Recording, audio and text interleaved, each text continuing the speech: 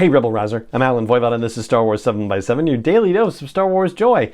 And thank you so much for joining me for it. So over the course of 40 episodes between now and the end of the year roughly, we will check out all of the short stories in the From a Certain Point of View compilation of tales celebrating the 40th anniversary of Return of the Jedi. We won't do them all in a row. We've got all sorts of other things to talk about between now and the end of the year. But as we go through this, we're going to highlight some fun things in the various stories. We will be in spoiler territory, but not entirely. I don't think I'm going to ruin entire stories for you or anything like that.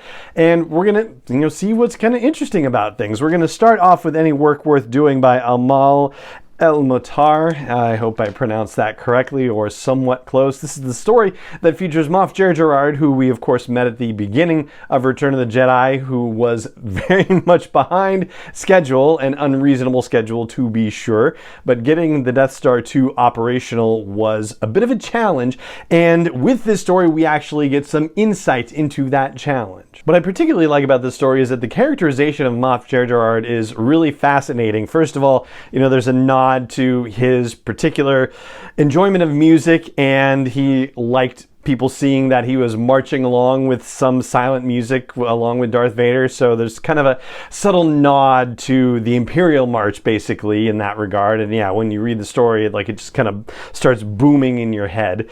And he also has a bit of a quirk that he likes physical plans. And I guess in earlier times when he was a student, he was mocked for that sort of thing. But now, because he is older and he's higher up on the chain of command, now it can be seen as just sort of a quirky eccentricity that he likes that. And so he orders various qualities of flimsiplast. That's what they refer to the physical media that they're printing the Death Star plans on. The story itself, though, is basically a story of how Moff Jerjerrod finally comes to understand what is being asked of him, because he says that, or he reflects that, the statement of "we shall double our efforts" was basically an outright lie to Darth Vader, that they wouldn't be able to double their efforts because they were already doing things even more efficiently than anybody had expected them to begin with. So ultimately, it positions Moff Jerjerrod as the guy who had to come up with the idea of how to make enough of the Death Star operational that it would be a danger to the rebellion